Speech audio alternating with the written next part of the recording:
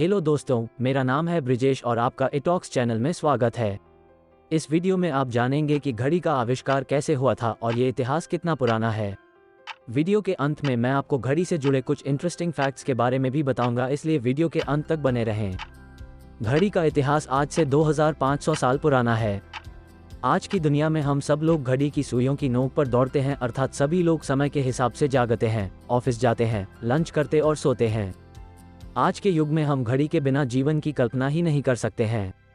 Mobile घड़ी, car घड़ी, दीवार घड़ी या कलाई घड़ी या किसी और प्रकार की घड़ी हो, घड़ी चाहे जिस रूप में ही हो वो घड़ी ही है। ऐसे में सवाल उठता है कि उस समय के लोग अपनी दिनचर्या को कैसे चलाते होंगे जब घड़ी ही नहीं हुआ करती थी। अगर शुरुआती दौर की बात करें तो ऐसा प्रतीत होता है कि इंसान को जब से समय को समझने का ज्ञान हुआ तब से उसने शायद पहली बार घड़ी को सूरज के उगने और डूबने में खोजा होगा, और मानव इतिहास की शुरुआत में कई दशकों तक मनुष्य यूं ही अपना काम करता रहा होगा। इंसान रात के बाद दिन और दिन के बाद रात का आभास करते करते समय को पहर विभाजित किया और अनुमान लगाता रहा कि अब दिन के या रात का पहला पहर खत्म हो गया है और दूसरा प्रारंभ होने वाला है। इस तरह सूर्य घड़िका की शुरुआत हुई। लेकिन आकाश में बदल होने की स्थिति में मामला फंस जाता था, इसलिए लोगों ने जल घड़ी का आविष्कार हुआ, जिसका श्रेय चीन को जाता है, जहां पर सुसन नामक व्यक्ति ने जल घड़ी बनाई थी। जल घड़ी समय मापने के लिए पानी के प्रवाह का उपयोग करती है। ऐसी घड़ियों का अध्ययन करने के लिए आवश्यक भौतिक सिद्धांत टोरिसेली का नियम है। पानी की घड़ियां दो प्रकार की होती हैं, अंतर्वाह इनफ्लो और बहिर्वाह आउटफ्लो। हर तरह अलग अलग तकनीकों से रिसर्च हो रहा था और मानव ने समय को अच्छे से समझने के लिए रेत को माध्यम बनाया और रेत घड़ी का निर्माण कर डाला। कहा जाता है कि पहली घंटे का चश्मा या रेत घड़ी 8वीं शताब्दी ईस्वी में ल्यूटप्रेंड नामक एक फ्रांसीसी भिक्षु द्वारा आविष्कार किया गया था। रेत घड़ी, एक घंटे का चश्मा या सैंड ग्लास, रेत टाइमर, रेत घड़ी या रेत घड़ी एक उपकरण है जिसका उपयोग समय बीतने को मापने के लिए किया जाता है। इसमें दो कांच के बल्ब शामिल हैं जो एक संकीर्ण गर्दन से लंबवत जुड़े हुए हैं, जो ऊपरी बल्ब से निचले बल्ब तक सामग्री, ऐतिहासिक रूप से रेत के एक विनियमित प्रवाह की अनुमति देता है। मापे गए समय अंतराल को प्रभावित करने वाले कारकों में रेत की मात्रा, रेत का खुरदरापन, बल्ब का आकार और गर्दन की चौड़ाई शामिल हैं। ऊपरी बल्ब के खाली होने पर बल्बों को उल्टा करके घंटे के चश्मे का अनिश्चित काल तक पुनः उपयोग किया जा सकता है। खगोलीय घड़ी, उसी दौरान ये सभ्यताएं खगोल और ज्योतिष का ज्ञान भी अर्जित कर चुकी थी। ग्रहों की गति और प्रभाव का सुनिश्चित अनुमान लगाने के लिए उन्होंने समय की रफ्तार की खगोलीय गणना की और खगोलीय घड़ी तैयार की। जिस तरह अलग अलग सभ्यताओं की गणनाएं अलग थीं, उसी तरह खगोलीय समय का अनुपात भी अलग अलग था। इस अनिश्चितता ने घड़ी के विकास में यांत्रिकी की आवश्यकता को बल दिया। मध्यकाल 500 से 1500 ईस्वी तक घड़ी का तकनीकी में जबरदस्त विकास हुआ। जंतर मंत्रों का निर्माण। जंतर मंतर एक खगोलीय वेधशाला है जिसका निर्माण सूर्य की स्थिति से समय पता लगाने के लिए किया जाता था। 18वीं शताब्दी की शुरुआत में जयपुर के महाराजा जय सिंह द्वितीय ने जयपुर, नई दिल्ली, उज्जैन, मथुरा और वाराणसी में कुल मिलाकर 5 जंतर मंत्रों का निर्माण कराया था। इन सभी का निर्माण 1724 और 1735 के बीच पूरा कराया गया था। घंटाघर, क्लॉक टावर। घंटाघर एक ऊंचे टावर या मीनार का एक हिस्सा है जिसमें घंटियां होती हैं। एक समय इसकी घड़ी से ही आधा शहर समय की जानकारी करता था। जब घड़ी का विकास अच्छे से नहीं हुआ था तब राजा महाराजाओं ने घंटाघर का निर्माण किया, जो कि लगभग हर बड़े शहरों में हुआ करता था और यही समय जाने का एक अच्छा मध्य हुआ करता था। Pocket watch. इसका चलन तब शुरू हुआ जब इंग्लैंड के राजा चार्ल्स द्वितीय ने मुझे सोने की चेन के साथ जोड़कर कोट की जेब में रखा। लोगों को चार्ल्स का यह अंदाज इतना अच्छा लगा कि बड़ी संख्या में पुरुष अपनी कोट की जेब में घड़ी को लटकाए घूमने लगे। हालांकि यह बात बहुत कम लोग जानते हैं कि पहली जेब पॉकेट वॉच, जो 1510 ईस्वी के आसपास में बनाई गई थी और जो ड्रम की तरह से होती थी और वजन में अधिक होती थी तथा इतनी फैशनेबल भी नहीं होती थी। पेंडुलम घड़ी, ग्रैंडफादर घड़ी। बात 1657 के दौरान की थी।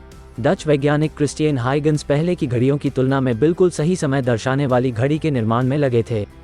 आखिर उन्होंने सफलता प्राप्त कर ही ली।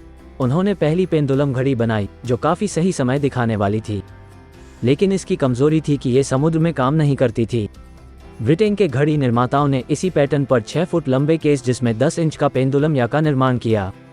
1670 में तो ऐसी घड़ियां बनी जिनके पेंडुलम 39.1 इंच लंबे होते थे। इनको रॉयल पेंडुलम बुलाया जाता था।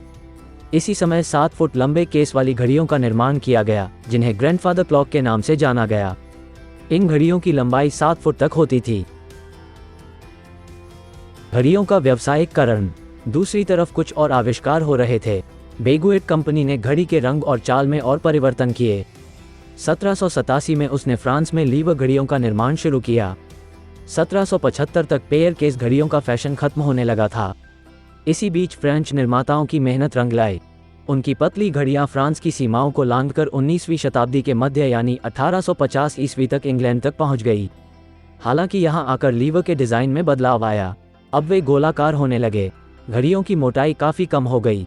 इस दौरान अमेरिका कम कीमत के लीवर से घड़ी बनाने के उद्देश्य पर काम कर रहा था। स्विस निर्माता अमेरिकियों पर पैनी नज़र रखे हुए थे और वहां घड़ी के निर्माण में सिलेंडर और लीवर का उपयोग होने लगा। आधुनिक घड़ी। पॉकेट वॉच में उपलब्ध सभी सुविधाएं जैसे काल मापक, तारीख, अलार्म, चंद्रमा की स्थिति आदि सभी चीजें घड़ी के नए रूप में मौजूद थीं। 21वीं सदी तक आते आते घड़ी और बेहतर और ऑटोमेटिक हो गई। इतना ही नहीं, अब घड़ी वाटरप्रूफ, शॉकप्रूफ और अधिक दबाव, घनत्व और भाप में भी काम करने में सक्षम है। घड़ी का विकास थमा नहीं। घड़ी पर हो रही लगातार खोजों ने मेरा बैटरी ऑटोमेटिक के बाद इलेक्ट्रॉनिक रूप विकसित किया और मैं आज क्वार्ट्ज घड़ी के रूप तक में भी हूँ। इसका श्रेय स्विस कंपनियों को जाता है। इन लोगों के प्रयास के कारण घड़ी काफ़ी सस्ती भी हो गई है। आज के इस दौर में घड़ी डिजिटल भी है और कंप्यूटर, कार, घर, दुकान तथा मोबाइल में सभी जगह मौजूद है आपके समय की रखवाली करने के लिए। आधुनिक समय में घड़ी का नया रूप स्मार्ट वॉच के रूप में सामने आया है। पोप सिल्वेस्टर द्वितीय को घड़ी के आविष्कार का श्रेय जाता है, जिन्होंने सन 996 ईस्वी में घड़ी का आविष्कार किया था। घड़ी की मिनट वाली सुई का आविष्कार वर्ष 1577 में स्विट्जरलैंड के जॉस बर्गी ने किया था। उनसे पहले जर्मनी के न्यूरमबर्ग शहर में पीटर हेनलेन ने ऐसी घड़ी बना ली थी जिसे एक जगह से दूसरी जगह ले जाया सके। वर्तमान में हम हाथ में जो घड़ी पहनते हैं वैसी पहली घड़ी फ्रांसीसी गणितज्ञ और दार्शनिक ब्लेस पास्कल ने बनाई थी। ये वही ब्लेस पास्कल हैं जिन्हें कैलकुलेटर का आविष्कारक भी माना जाता है। लगभग 1650 के आसपास लोग घड़ी जेब में रखकर घूमते थे। ब्लेस पास्कल ने एक रस्सी से इस घड़ी को हथेली में बांध लिया ताकि वो काम करते समय घड़ी देख सकें। Interesting facts. दुनिया की सबसे महंगी घड़ी सुपर केन पेटेकेटेड है, जिसकी मूल्य 68 मिलियन है। यह एक पॉकेट घड़ी है। हंगरी की राजकुमारी कोस्कोविग्स को दुनिया की पहली घड़ी पहनने का श्रेय जाता है। उन्होंने 1868 में पाटेक फिलिप द्वारा बनाई गई घड़ी पहनी थी।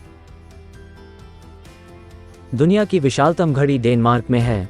15 दिसंबर 1955 को यहाँ के सम्राट ने इस घड़ी का उद्घाटन किया था।